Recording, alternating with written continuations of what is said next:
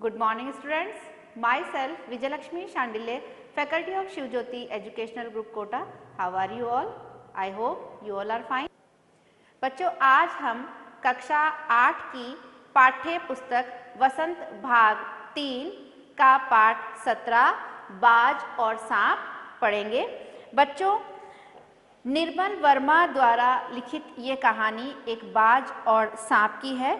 बच्चों लेखक ने इस कहानी में बाज और सांप के माध्यम से व्यक्ति के जीवन के दो अलग अलग पहलुओं को बताया है, यानी कि इस कहानी के माध्यम से लेखक ने बताया है कि दुनिया में दो तरह के व्यक्ति होते हैं जो एक दूसरे से बिल्कुल विपरीत होते हैं, यानी उनका स्वभाव जो है वो एक दूसरे से बिल्कुल अलग होता है।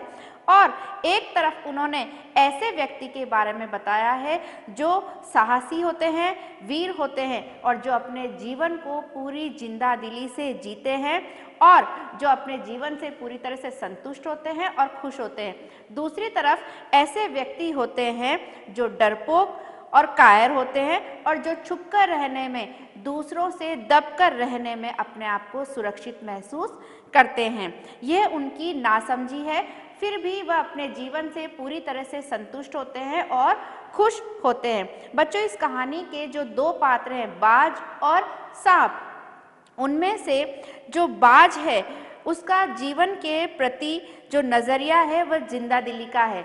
वह सोचता है कि हमें अपना जीवन खतरों से लड़ते हुए साहस के साथ जीना चाहिए। वहीं दूसरी ओर सांप का जीवन के प्रति जो नज़रिया है वो बिल्कुल इसके विपरीत है। वह जीवन में कठिनाइयों का सामना किए बिना, जीवन का आनंद लिए बिना छुपकर रहने में ही जीवन की सार्थकता समझता है। तो बच्चों इस कहानी के माध्यम से हम ऐसे ही विपरीत स्वभाव के दो प्राणियों के विषय में जानेंगे। तो आइए बच्चों पढ़ते हैं पाठ 17 बाज और सांप। समुद्र के किनारे ऊंचे पर्वत की अंधेरी गुफा में एक सांप रहता था। समुद्र की तूफानी लहरें धूप में चमकती, झिलमिलाती और दिन भर पर्वत की चट्टानों से टकराती रहती थी। बच्चों इस कहानी में लेखक वर्णन करते हुए कह रहे हैं कि समुद्र के किनारे एक बहुत बड़ा ऊंचा पर्वत है और उस पर्वत की श्रृंखला में ही एक गुफा है, एक बहुत बड़ी गुफा है जहाँ पर अंधेरा रहता है, यानी कि वो बहुत अंधेरी गुफा है जिसमें सूर्य का प्रकाश पूरी तरह से नहीं पहुँच पाता है। और उस अंधकारमय गुफा के अंदर ही एक सांप रहता है और जो समुद्र की लहरें हैं, जब धूप निकलती है तो वो समुद्र की लहरें चमकती हुई तारों के समान झिलमिलाती हुई नजर आती हैं और दिन भर ये समुद्र की लहरें जो है वो पर्वत की चट्टानों से, यानी कि पर्वत के जो शिलाखंड है उनसे टकराती रहती हैं। पर्वत की अंधेरी घाटियों में एक नदी भी बहती थी। अपने रास्ते पर बिखरे पत्थरों को तोड़ती, शोर मचाती हुई यह नदी बड़े जोर से समुद्र की ओर लपकती जाती थी। जिस जगह पर नदी और समुद्र का मिलाप होता था वहाँ लहरें दूध के झाग सी सफ़ेद दिखाई देती थी। बच्चों पर्वत की जो ये अंधेरी घाटियों का अर्थ होता है दो पर्वतों के बीच का पतला रास्ता। घाटियों का अर्थ है दो पर्वतों के बीच का पतला रास्ता। तो जो पर्वत के बीच में एक घाटी है जहाँ पर बहुत अंधेरा रहता है और उस पर्वत की घाटी के बीच में से एक नदी बहती हुई आती है और वह नदी जब बहकर आती है तो रास्ते में जितने भी पत्थर पड़ते हैं वो उनको तोड़ती, उनसे टकराती हुई और बहुत तेज शोर करती हुई, कोलाहल करती हुई बहुत तेजी के साथ वो समुद्र की ओर लपकती यानी वेग से, गति से, बहुत तेजी से, बहुत वेग के साथ वह समुद्र की ओर जाती है। और जिस स्थान पर समुद्र और नदी का मिलाप यानी मिलान, जिस स्थान पर समुद्र और नदी का मिलान होता है उनके नदी और समुद्र के जल के मिलने से जो समुद्र की लहरें हैं वो दूध के समान बिल्कुल सफ़ेद हो जाती हैं, यानी कि उसकी लहरों का जो रंग है, जो झाग उत्पन्न होता है उन दोनों के मिलने से पानी में, वो बिल्कुल दूध के समान सफ़ेद दिखाई देता है। अपनी गुफा में बैठा हुआ सांप सब कुछ देखा करता, लहरों का गर्जन, आकाश में छिपती हुई पहाड़ियाँ, टेढ़ी मेढ़ी बल खाती हुई नदी की गुस्से से भरी आवाज़ें। और वो जो सांप था जो अंधेरी गुफा में रहता था, वह वहाँ पर अपनी अंधेरी गुफा में बैठा बैठा ही सब कुछ ये जो नज़ारा था, ये जो दृश्य उसे दिखाई देता था, उसको वो अंदर बैठे बैठे ही देखा करता था। और वह वहाँ से देखता था कि जो समुद्र की लहरें हैं वो बहुत तेज गर्जन यानी गड़गड़ाहट, बहुत तेज समुद्र की बहुत तेज आवाज़ यानी कि गड़गड़ाहट या और लहरों की गड़गड़ाहट को, आकाश में छिपती हुई पहाड़ियाँ यानी कि जो पहाड़ियाँ थी वो इतनी ऊंची ऊंची थी कि ऐसा लगता था जैसे कि वो आकाश में छिप गई हों। टेढ़ी मेढ़ी का अर्थ होता है आड़ी तिरछी, और टेढ़ी मेढ़ी बल खाती यानी कि लहराती, बल खाती का अर्थ है लहराती हुई, और टेढ़ी मेढ़ी यानी कि आड़ी तिरछी लहराती हुई नदी की गुस्से से भरी हुई आवाज़ें, यानी कि वो जो नदी जो थी वो जो अंधेरी घाटी में से निकल के आके समुद्र में मिलती थी, वो आड़ी तिरछी लहराती हुई बहुत तेज गति से, गुस्से से यानी कि बहुत तेज गति से आकर वो समुद्र में मिलती थी, और तीव्र गति से आने के कारण उसकी बहुत तेज आवाज़ भी आती थी। इस प्रकार का जो दृश्य है वो सांप अपनी गुफा में से बैठा बैठा देखता रहता था, और लेकिन वह वहाँ से बाहर नहीं आता था, वो अंदर ही से ये सारे दृश्य देखा करता था। वह मन ही मन खुश होता था कि इस गर्जन तर्जन के होते हुए भी वह सुखी और सुरक्षित है। लेकिन वह भले ही वो अंदर ही रहता था, लेकिन अंदर बैठे बैठे भी वो बहुत खुश रहता था, वो अंदर से ही सब कुछ देखता था, सारी आवाज़ें सुनता था, और वह इस गर्जन तर्जन यानी कि इस गड़गड़ाहट के बीच, समुद्र की लहरों की आवाज़ में भी वह ये सोचता था कि वह यहाँ पर इस गुफा के अंदर कितना सुखी है, कितना सुरक्षित है। यानी कि उसको अपने उस छोटे से अंधकार में गुफा के अंदर जो अपना जीवन बिता रहा था, उसमें भी उसको पूरी सुख की, संतुष्टि की अनुभूति होती थी, क्योंकि वह दुनिया से सुरक्षित वहाँ पर था। कोई उसे दुख नहीं दे सकता था।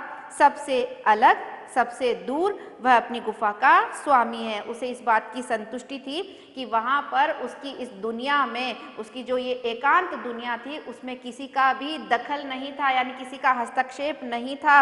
वह सबसे अलग और सबसे दूर अपनी गुफा का स्वामी था, यानी कि वह जो गुफा थी, जो पर्वत की जो गुफा थी, अंधेरी गुफा थी, उसका वो अकेला स्वामी था, और किसी का भी वहाँ पर हस्तक्षेप नहीं था, ना किसी से लेना ना किसी से देना, यानी कि उसे किसी से कोई मतलब नहीं था।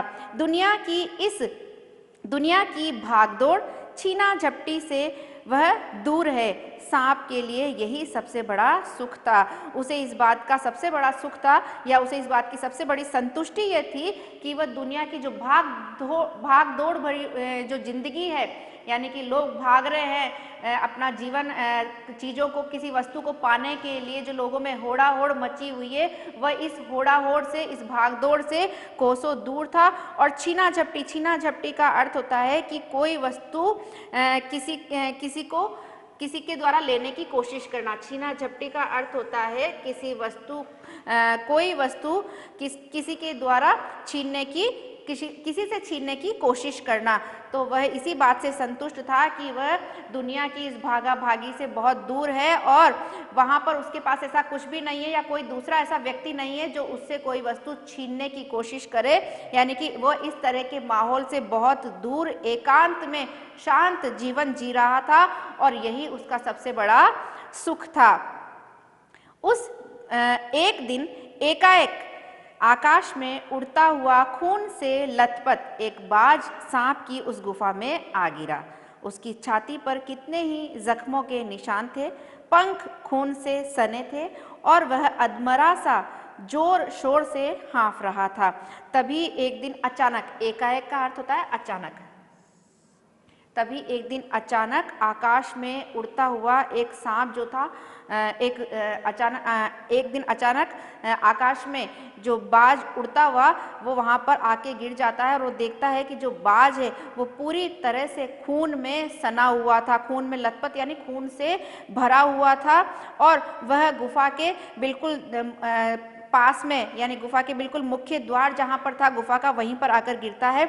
उसकी छाती पर कितने ही जख्म थे, यानी कि उसके सीने पर बहुत सारे जख्म यानी कि चोटें लगी हुई थी और पंख उसके जो थे वो पूरी तरह से खून में सने यानी कि खून से भरे हुए थे और वह अधमरा, अधमरा का अर्थ होता है घायल, और वो घायल अवस्था में जोर जोर से हाँफ रहा था, यानी कि जो उसकी सांसें थी वो बहुत तेजी से चल रही थी। जमीन पर गिरते ही उसने एक दर्द भरी चीख मारी और पंखों को फड़फड़ाता हुआ धरती पर लौटने लगा। और जैसे ही वो जमीन पे गिरा उसके मुंह से एक बहुत तेज आवाज निकली, दर्द भरी चीख निकली और वह अपने पंखों को फड़फड़ाता यानी कि छटपटाता हुआ धरती पर आकर गिर गया और वो धरती पर इधर उधर दर्द के मारे कराहते हुए लौटने लगा। डर से सांप अपने कोने में सिकुड़ गया और जब सांप ने ये दृश्य देखा तो वो बहुत डर गया और वह एक कोने में सिकुड़ यानी सिमट कर बैठ गया। किंतु दूसरे ही क्षण उसने भांप लिया कि बाज जीवन की अंतिम सांसें गिन रहा है और उससे डरना बेकार है। और लेकिन उसे ये सोचते एक क्षण में ही एक क्षण यानी एक पल में ही उसने ये भांप का अर्थ होता है, उसे ये एहसास हो गया कि जो बाज है वो घायल अवस्था में है और वह अपनी अंतिम सांसें यानी कि अपनी मृत्यु की घड़ी गिन रहा है, यानी कि उसकी मृत्यु अब बिल्कुल निकट है और वो घायल अवस्था में है और इसीलिए उससे डरना अब बेकार है यानी कि व्यर्थ है, यानी कि वो इतना घायल है कि वो जो बाज है वो सांप को नुकसान नहीं पहुंचा सकता। यही सोचकर वो उसमें थोड़ी सी हिम्मत आती है। बच्चों आप इसी पेज पर पेज नंबर 109 पर आप यहाँ पर एक आंतरिक प्रश्न लिख लीजिए। हमारा पहला आंतरिक प्रश्न है, सांप के लिए सबसे बड़ा सुख क्या था? पहला आंतरिक प्रश्न है, सांप के लिए सबसे बड़ा सुख क्या था? बच्चों इसका उत्तर आप थर्ड पैराग्राफ की आप लास्ट लाइन में यहाँ पर आ जाइए। थर्ड पैराग्राफ की लास्ट लाइन, दुनिया की, यहाँ से आप ब्रैकेट बना लीजिए, दुनिया की भाग दौड़ छीना झपटी से वह दूर है, सांप के लिए यही सबसे बड़ा सुख था। ये पहले आंतरिक प्रश्न का उत्तर है। मैं एक बार फिर से रिपीट कर देती हूँ, दुनिया की भाग दौड़ छीना झपटी से वह दूर है, सांप के लिए यही सबसे बड़ा सुख था। बच्चों पेज नंबर 109 पर आप दूसरा आंतरिक प्रश्न लिखिए, एक दिन अचानक बाज कहाँ गिरा? इसका उत्तर बच्चों लास्ट पैराग्राफ की फर्स्ट लाइन। दूसरा आंतरिक प्रश्न, एक दिन अचानक बाज कहाँ गिरा? इसका उत्तर है, एक दिन एकाएक आकाश में उड़ता हुआ खून से लथपथ एक बाज सांप की उस गुफा में आ गिरा। बच्चों यहाँ तक दूसरे आंतरिक प्रश्न का उत्तर है। मैं फिर से रिपीट करती हूँ, एक दिन एकाएक आकाश में उड़ता हुआ खून से लथपथ एक बाज सांप की उस गुफा में आ गिरा। यह सोचकर उसकी हिम्मत बंधी और वह रेंगता हुआ उस घायल पक्षी के पास जा पहुंचा। उसकी तरफ कुछ देर तक देखता रहा, फिर मन ही मन खुश हुआ और बोला, क्यों भाई इतनी जल्दी मरने की तैयारी कर ली? और जब वो देखता है कि जो बाज है वो पूरी तरह से घायल है और वो उसको हानि नहीं पहुंचा सकता, तो ये सोचकर सांप के अंदर थोड़ी सी हिम्मत आती है और वो रेंगता हुआ बाज के पास आता है और उसकी तरफ थोड़ी देर वो देखता है और फिर अपने मन ही मन में ये खुश होता है कि ये इतनी घायल अवस्था में है कि इसका बचना मुश्किल है, ये बचेगा नहीं। और वो एक तरह से खुश होते हुए ही उस पर ताना मारता है, बाज के ऊपर ताना मारता हुआ सांप कहता है कि क्या इतनी जल्दी मरने की तैयारी कर ली? भाई तुम्हें इतनी जल्दी क्या पड़ी है मरने की, जो तुम ऐसे घायल होकर नीचे गिर गए हो? बाज ने एक लंबी आह भरी, ऐसा ही दिखता है कि आखिरी घड़ी आ पहुंची है, लेकिन मुझे कोई शिकायत नहीं है। मेरी जिंदगी भी खूब रही भाई, जी भरकर उसे भोगा है।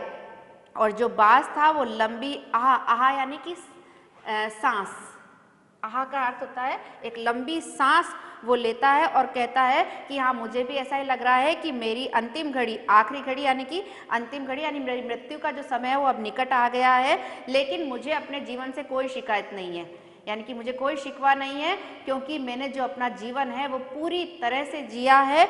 और अब भले ही मैं मर भी जाऊं तो मेरे को कोई इससे फर्क नहीं पड़ता, क्योंकि मैंने अपना जीवन अच्छी तरह से भरपूर जिया है। जब तक शरीर में ताकत रही, कोई सुख ऐसा नहीं बचा जिसे ना भोगा हो। वो यही कहता है कि जब मैं स्वस्थ था, मेरे शरीर में ताकत थी, शक्ति थी, तब ऐसा कोई सुख नहीं था जो मैंने नहीं भोगा, यानी कि मैंने अपने जीवन का भरपूर आनंद उठाया है। दूर दूर तक उड़ानें भरी है, आकाश की असीम ऊंचाइयों को अपने पंखों से नाप आया हूँ। तुम्हारा बड़ा दुर्भाग्य है कि तुम जिंदगी भर आकाश में उड़ने का आनंद कभी नहीं उठा पाओगे। और जो बाज है वो सांप से कहता है कि मैंने अपने जीवन में जब मैं स्वस्थ रहा तो मैंने आकाश में बहुत ऊंची ऊंची दूर दूर तक की उड़ानें भरी है। असीम यानी कि असीम का अर्थ होता है जिसकी कोई सीमा ना हो, असीम का अर्थ है जिसकी कोई सीमा ना हो। तो वह यही कहता है कि मैंने अपने जीवन में आकाश की ऊंचाइयों को नापा यानी कि मैंने आकाश की गहराई को, आकाश की ऊंचाई को, जिसकी कोई सीमा नहीं थी, इतनी ऊंचा आकाश था और मैंने उसको जी भरकर नापा, यानी कि मैंने उसको पूरा छुआ, मैं दूर दूर तक उड़ान भर के आया हूँ। और ये तुम्हारा दुर्भाग्य है कि तुमने कभी भी आकाश में उड़ने का आनंद नहीं लिया। सांप बोला, आकाश को लेकर क्या मैं चाटूंगा? यानी कि वो उसके ऊपर वापस उसकी बात का जवाब देता है कि मैं आकाश को लेकर क्या करूंगा? आकाश में आखिर रखा क्या है? क्या मैं तुम्हारे आकाश में रेंग सकता हूँ? ना भाई, तुम्हारा आकाश तुम्हें ही मुबारक। मेरे लिए तो ये गुफा भली, इतनी आरामदेह और सुरक्षित जगह और कहाँ होगी। तो जब वो बाज उससे इतनी बात कहता है तो सांप जो है उसको बोलता है कि मुझे आकाश से कोई मतलब नहीं है, कोई लेना देना नहीं है, मैं क्योंकि आकाश में रेंग नहीं सकता, क्योंकि उसका तरीका क्या था चलने का? रेंगना ही उसका तरीका था, उसके पंख नहीं थे कि वो उड़ पाता। तो वो कहता है कि तुम्हें तुम्हारा आकाश मुबारक हो, मेरे लिए तो ये गुफा ही भली है, भले इसमें अंधेरा है और इसमें कोई सुख सुविधा नहीं है, मैंने अपने जीवन का भले ही आनंद नहीं लिया, लेकिन वह अपने इस जीवन से ही संतुष्ट था। वह कहता है कि ये इतनी आरामदायक और सुरक्षित है मेरे लिए कि मुझे और कुछ पाने की इच्छा ही नहीं है। सांप मन ही मन बाज की मूर्खता पर हंस रहा था। वह सोचने लगा कि आखिर उड़ने और रेंगने के बीच कौन सा भारी अंतर है। जो सांप था वो मन ही मन जो बाज की मूर्खता पर, मूर्खता यानी कि उसकी बेवकूफ़ी पर, उसकी बेवकूफ़ी पे हंसता है कि उड़ने में और रेंगने में ऐसा कौन सा अंतर है? मेरे लिए तो रेंगने में भी आनंद है, मुझे इससे कोई फर्क नहीं पड़ता कि तुम उड़ सकते हो। अंत में तो सबके भाग्य में मरना ही लिखा है। वो कहता है कि चाहे तुम आकाश में उड़ो और मैं ज़मीन पे भले ही रेंग रहा हूँ, लेकिन अंत तो सबका एक ही है। और अंत में क्या होना है? अंत में सबको मरना ही है। शरीर मिट्टी का है और मिट्टी में ही मिल जाएगा। वो बाज को कहता है कि हम सबका जो शरीर है वो किससे बना हुआ है? मिट्टी से बना हुआ है और एक दिन इसे मिट्टी में ही मिल जाना है। अचानक बाज ने अपना झुका हुआ सिर ऊपर उठाया और उसकी दृष्टि सांप की गुफा के चारों ओर घूमने लगी। चट्टानों में पड़ी दरारों में पानी गुफा से टपक रहा था। सीलन और अंधेरे में डूबी गुफा में एक भयानक दुर्गंध फैली हुई थी, मानो कोई चीज वर्षों से पड़ी पड़ी सड़ गई हो। और अचानक से बाज जो है उसमें थोड़ी सी हिम्मत आती है, वो अपना सिर ऊपर उठाकर पूरी एक नज़र दौड़ाता है और उस गुफा का एक तरह से वो उसका मुआयना करता है, उसको देखता है कि देखे इसकी गुफा कैसी है। तो जब वो उस गुफा को देखता है तो वो देखता है कि जो गुफा की जो चट्टानें थी उनके बीच में दरारें पड़ी हुई थी, यानी कि बड़ी बड़ी उनके बीच में बहुत गैप आ गया था और उन दरारों से लगातार पानी टपकने के कारण गुफा के अंदर सीलन आ जाती है ना जगह जगह पर, तो उस सीलन की अजीब सी बदबू होती है। तो वैसी सीलन थी और उस सीलन की वजह से वहाँ पर भयानक बहुत तेज दुर्गंध यानी कि बदबू आ रही थी और ऐसा लग रहा था जैसे कि वर्षों से कोई चीज वहां पर रखी हुई है जो पड़ी पड़ी ही सड़ गई थी, यानी कि सड़ गई यानी कि खराब हो गई हो। ऐसी तेज बदबू वहां से आ रही थी। बच्चों यहाँ पर आप एक प्रश्न लिख लीजिए। तीसरा आंतरिक प्रश्न है, गुफा की स्थिति कैसी थी? तीसरा आंतरिक प्रश्न है, गुफा की स्थिति कैसी थी? पेज नंबर 110 पर। बच्चों इसका उत्तर लास्ट पैराग्राफ की सेकंड लाइन, यहां पर आप ब्रैकेट बना लीजिए। चट्टानों में पड़ी दरारों से पानी गुफा में टपक रहा था। सीलन और अंधेरे में डूबी गुफा में एक भयानक दुर्गंध फैली हुई थी। यहाँ पर आप ब्रैकेट क्लोज कर लीजिए। यह हमारे दूसरे आंतरिक प्रश्न का उत्तर है। मैं एक बार फिर से रिपीट कर देती हूँ। चट्टानों से पड़ी दरारों से पानी गुफा में टपक रहा था। सीलन और अंधेरे में डूबी गुफा में एक भयानक दुर्गंध फैली हुई थी। यहाँ तक यह हमारे तीसरे आंतरिक प्रश्न का उत्तर है। बच्चों, बाज के मुंह से एक बड़ी जोर की करुण चीख फूटी पड़ी। आकाश में, सिर्फ एक बार आकाश में उड़ पाता। और बाज जो कि जिसने जीवन को पूरी तरह से जिया था, लेकिन फिर भी उसके मन में ये इच्छा जागृत होती है, उसके मुंह से एक बहुत ही दर्द भरी चीख निकल पड़ती है और वह ये सोचता है कि एक बार, भले ही उसने अपना जीवन पूरी अच्छी तरह से जिया था, लेकिन फिर भी वह सोचता है कि मरते मरते एक बार मैं फिर से आकाश में उड़ पाता। बाज की ऐसी करुण चीख सुनकर सांप कुछ सिटपिटा सा गया। एक क्षण के लिए उसके मन में उस आकाश के प्रति इच्छा पैदा हो गई जिसके वियोग में बाज इतना व्याकुल होकर छटपटा रहा था। और बाज की ऐसी, जब सांप ने बाज की दर्द भरी चीख सुनी तो वो एक बार सिटपिटा, सिटपिटा का अर्थ होता है घबराना। बाज की ऐसी दुख भरी चीख को सुनकर जो सांप था वो एक क्षण के लिए डर गया और उसकी इस बात को, यानी कि आकाश में उड़ने के प्रति उसकी इस तीव्र इच्छा को देखकर सांप के मन में भी एक क्षण के लिए ये प्रलोभन आ जाता है कि मैं भी एक बार आकाश में उड़कर देखता, क्योंकि उसके मन में ये इच्छा पैदा हो गई कि ऐसा क्या है, बाज आकाश की ऊंचाइयों में, आकाश में उड़ने में ऐसा क्या आनंद है कि ये बाज मरते मरते भी आकाश में उड़ने की अपनी इच्छा को जाहिर कर रहा है। क्योंकि जब बाज सांप से वियोग, यानी उसका जब आकाश से बाज का जब अलगाव हो गया, यानी कि वो उसको ये महसूस हो रहा था कि अब मैं आकाश में कभी नहीं उड़ पाऊंगा, एक तरह से मैं आकाश की ऊंचाइयों से अब पूरी तरह से अलग हो गया हूँ, क्योंकि उड़ने की उसमें क्षमता ही नहीं बची थी। तो ऐसे समय में वो बहुत व्याकुल होकर, यानी परेशान होकर छटपटा रहा था और आकाश में उड़ने की इच्छा जाहिर कर रहा था। तो इसीलिए आकाश के प्रति उसके इस लगाव को देखकर सांप के मन में भी एक क्षण के लिए इच्छा पैदा होती है कि ऐसा क्या है जो इतना व्याकुल हो रहा है।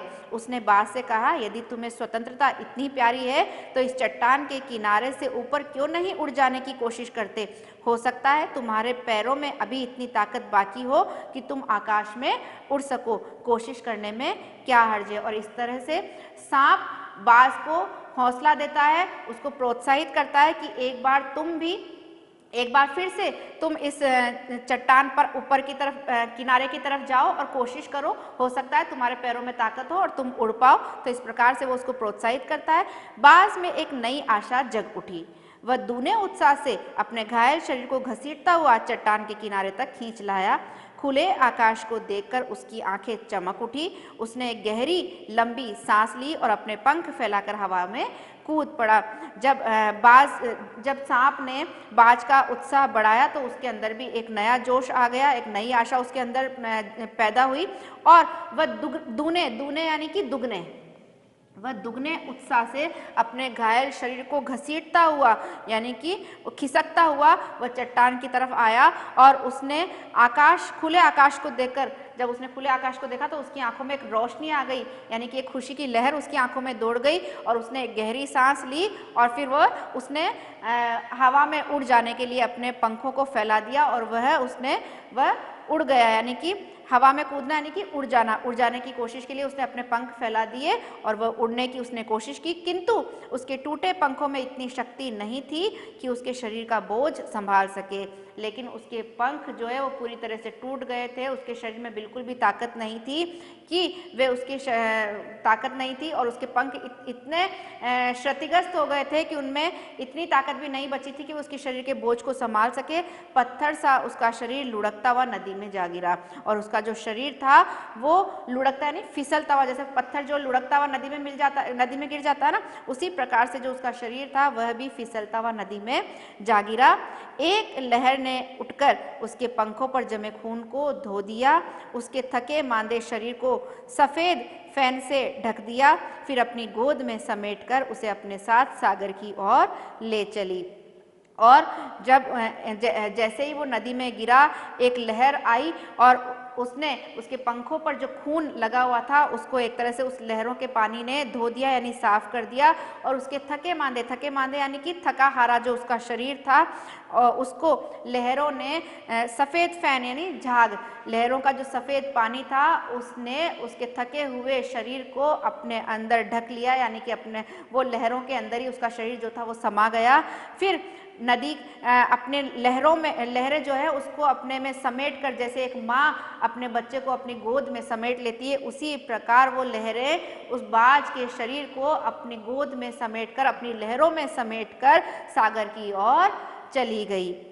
लहरें चट्टानों पर सिर धुनने लगी, मानो बाज की मृत्यु पर आंसू बहा रही हो। धीरे धीरे समुद्र के असीम विस्तार में बाज आंखों से ओझल हो गया और जब बाज के प्राणांत हो गए यानी जब उसकी मृत्यु हो गई तो उस समय ऐसा लग रहा था कि जो लहरें हैं वो शोक मना रही हों और वो शोक किस प्रकार प्रकट कर रही थी, चट्टानों से टकरा कर, यानी कि जब वो लहरें चट्टानों से टकरा रही थी तो ऐसा प्रतीत हो रहा था जैसे कि वो बाज की मृत्यु का शोक मना रही हो और आंसू बहा रही हो। धीरे धीरे जो बाज था वो सागर की असीम यानी कि सागर का जो बहुत फैलाव था, बहुत बड़ा समुद्र होता है और जो बाज ऐसा बहता हुआ बहुत आगे तक चला गया और धीरे धीरे जो बाज है उसका शरीर आंखों से ओझल हो गया यानी कि गायब हो गया, यानी कि समुद्र की लहरों में बाज पूरी तरह से समाहित हो गया और अब उसका जो शरीर था जो दिखाई दे रहा था थोड़ा थोड़ा वो अब आंखों से ओझल हो गया और वो बिल्कुल ही गायब होते हुए आगे की तरफ बह गया। चट्टान की खोखल में बैठा हुआ सांप बड़ी देर तक बाज की मृत्यु और आकाश के लिए उसके प्रेम के विषय में सोचता रहा। जो सांप था वो चट्टान की खोखल का अर्थ होता है खाली जगह, खोखल का अर्थ है खाली जगह। तो जो सांप था वो चट्टान के जो खाली जगह थी, जो गुफा थी, उसमें बैठा बैठा बहुत देर तक बाज की मृत्यु और आकाश के लिए जो उसका प्रेम था, जिसके लिए उसने अंतिम क्षण तक प्रयास किया और तो वह ये सोचता रहा कि ये बाज जो है इसका आकाश के प्रति कितना अटूट प्रेम था कि इसने अपने प्राणों की भी परवाह नहीं की और उस असीम प्यार के लिए ये इसने एक बार फिर से आकाश में छलांग लगाई और अपने प्राणों का इसने बलिदान कर दिया। आकाश की असीम शून्यता में ऐसा क्या आकर्षण छिपा है जिसके लिए बाज ने अपने प्राण गंवा दिए। वह खुद तो मर गया लेकिन मेरे दिल का चैन अपने साथ ले गया। ना जाने आकाश में क्या खजाना रखा है, एक बार तो मैं भी वहां जाकर उसके रहस्य का पता लगाऊंगा, चाहे कुछ देर के लिए ही हो, कम से कम उस आकाश का स्वाद तो चख लूं। यह कहकर सांप ने अपने शरीर को सिकोड़ा और आगे रेंग कर अपने शरीर को आकाश की शून्यता में छोड़ दिया। धूप में क्षण भर के लिए सांप का शरीर बिजली की लकीर सा चमक गया और अपने उसके मन में जैसे ही आकाश की ऊंचाइयों में उड़ने की इच्छा जागृत हुई, उसने अपने शरीर को थोड़ा सा सिकोड़ा और रेंग कर यानी घसीटता हुआ वो बाहर तक आया और आकाश के खालीपन में, शून्यता यानी खालीपन में उसने एक छलांग लगा दी। और जब उसने आकाश की ओर छलांग लगाने की कोशिश करी तो धूप में उसका शरीर एक रेखा के समान चमकता हुआ सा प्रतीत हुआ, किंतु उसने जीवन भर रेंगना सीखा था, वह भला क्या उड़ पाता, क्योंकि सांप की जो चलने का जो तरीका है वो क्या है, घसीटना, रेंगना ही है, वो उड़ना थोड़ी जानता है। इसलिए जब उसने आकाश में छलांग लगाई तो नीचे छोटी छोटी चट्टानों पर धप से सांप जा गिरा। जैसे ही उसने छलांग लगाई वो चट्टानों के ऊपर गिर गया। ईश्वर की कृपा से बेचारा बच गया, नहीं तो मरने में क्या कसर बाकी थी। सांप हंसते हुए कहने लगा, उस उड़ने का यही आनंद है, भर पाया मैं तो। कहने लगा कि सो उड़ने का यही आनंद है, भर पाया मैं तो। पक्षी भी कितने मूर्ख हैं, धरती के सुख से अनजान रहकर आकाश की ऊंचाइयों को नापना चाहते थे, किंतु अब मैंने जान लिया कि आकाश में कुछ नहीं रखा। और जब वो आकाश में उड़ नहीं पाया तो वह अपने मन ही मन ये सोचता है कि उड़ने में ऐसा क्या आनंद है, मैं तो आकाश में उड़कर एक तरह से तृप्त हो गया, अब मेरी आकाश में उड़ने की कोई इच्छा शेष नहीं रह गई है। ये पक्षी भी कितने मूर्ख हैं जो धरती के सुख को छोड़कर आकाश में उड़ते हैं और आकाश की ऊंचाइयों को नापने की कोशिश करते हैं। केवल ढेर सी रोशनी के सिवा वहाँ कुछ भी नहीं, शरीर को संभालने के लिए कोई स्थान नहीं, कोई सहारा नहीं। फिर वे पक्षी किस बूते पर इतनी डींगे हाँकते हैं, किस लिए धरती के प्राणियों को इतना छोटा समझते हैं। वह यही सोचता है कि आकाश में उड़ें अगर, और वहाँ पर अगर हम गिर जाएं तो वहाँ पर कोई स्थान नहीं है जो हमें, जहाँ पर हम संभल जाएं, या कोई सहारा नहीं है। क्योंकि यदि एक बार हमने आकाश में उड़ने के लिए छलांग मारी और कोई सहारा यदि हमें नहीं मिला तो हम सीधा ज़मीन पर ही आकर गिरेंगे। और ये पक्षी किसके दम पर, बूते यानी दम पर, बूते का अर्थ है किसके दम पर, किसके दम पर ये ऐसी बड़ी बड़ी बातें, बढ़ा चढ़ाकर बातें करते हैं। और ये जो धरती पर रहने वाले जो लोग हैं उनको तो ये बहुत ही तुच्छ समझते हैं। अब मैं कभी धोखा नहीं खाऊंगा, मैंने आकाश देख लिया और खूब देख लिया। अब बाज तो बड़ी बड़ी बातें बनाता था, आकाश के गुण गाता थकता नहीं था, उसी की बातों में आकर मैं आकाश में कूदा था। ईश्वर भला करे, मरते मरते बच गया। वो अब ये कसम खा लेता है कि आज के बाद कभी भी वो आकाश में उड़ने का प्रयास नहीं करेगा, क्योंकि वो तो बाज की बातों में आ गया था और इसीलिए उसने आकाश में छलांग लगा दी। ये तो ईश्वर ने बहुत अच्छा किया जो मेरे प्राण बच गए। अब तो मेरी यह बात और भी पक्की हो गई कि अपनी खोखल से बड़ा सुख और कहीं नहीं है। अब उसे विश्वास हो गया था कि मेरी जो अंधेरी गुफा है भले ही कैसी भी है, लेकिन इसी में मेरा सच्चा सुख है। धरती पर रेंग लेता हूँ, मेरे लिए बहुत कुछ है, मुझे आकाश की स्वच्छंदता से क्या लेना देना। न वहाँ छत है, न दीवारें हैं, न रेंगने के लिए ज़मीन है। मेरा तो सिर चकराने लगता है, दिल कांप जाता है, अपने प्राणों को खतरे में डालना कहाँ की चतुराई है। अंत में वो ये समझ जाता है कि अपने प्राणों को संकट में डालने में कोई चालाकी नहीं है, क्योंकि जब उसने आकाश में छलांग मारी थी तो ऐसा लग रहा था जैसे कि उसको चक्कर आने लगे थे और धम से नीचे गिर गया था। उसका जो दिल था वो तेजी से कांपने लगा था और इसीलिए वो सोचता है कि मैं अब कभी भी आकाश में उड़ने की कोशिश नहीं करूँगा। सांप सोचने लगा, बाज अभागा था जिसने आकाश की आज़ादी को प्राप्त करने में अपने प्राणों की बाजी लगा दी। वो सोचता है कि जो बाज था उसकी तो बहुत बुरी किस्मत थी, भाग्यहीन था वो जो उसने आकाश की आज़ादी को प्राप्त करने के लिए अपने प्राणों को न्योछावर कर दिया। किंतु कुछ देर बाद सांप के आश्चर्य का ठिकाना नहीं रहा। उसने चट्टान के नीचे से एक मधुर रहस्यमय गीत की आवाज़ उसने सुना। चट्टानों के नीचे से एक मधुर रहस्यमय गीत की आवाज़ उठ रही है। पहले उसे अपने कानों पर विश्वास नहीं हुआ, किंतु कुछ देर बाद गीत के स्वर अधिक साफ सुनाई देने लगे। वह अपनी गुफा से बाहर आया और चट्टान से नीचे झांकने लगा। सूरज की सुनहरी किरणों में समुद्र का नीला जल झिलमिला रहा था। चट्टानों को भिगोती हुई समुद्र की लहरों में गीत के स्वर फूट रहे थे। लहरों का यह गीत दूर तक गूंज रहा था। सांप ने सुना, लहरें मधुर स्वर में गा रही हैं, हमारा यह गीत उन साहसी लोगों के लिए है जो अपने प्राणों को हथेली पर रखे हुए घूमते हैं। चतुर वही है जो प्राणों की बाजी लगाकर जिंदगी के हर खतरे का बहादुरी से सामना करे।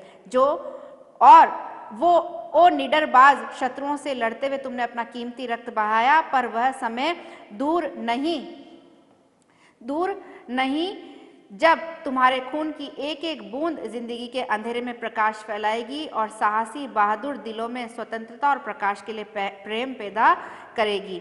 तुमने अपना जीवन बलिदान कर दिया, किंतु फिर भी तुम अमर हो। जब कभी साहस और वीरता के गीत गाए जाएंगे, तुम्हारा नाम बड़े गर्व और श्रद्धा से लिया जाएगा। हमारा गीत जिंदगी के उन दीवानों के लिए है जो मरकर भी मृत्यु से नहीं डरते।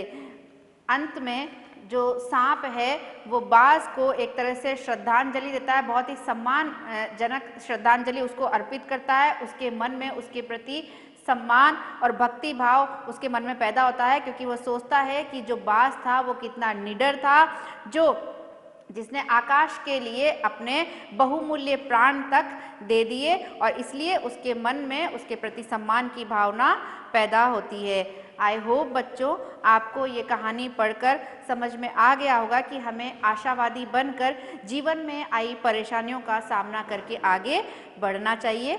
आप इस पाठ को अच्छे से घर में पढ़ें, घर में रहें, सुरक्षित रहें। धन्यवाद।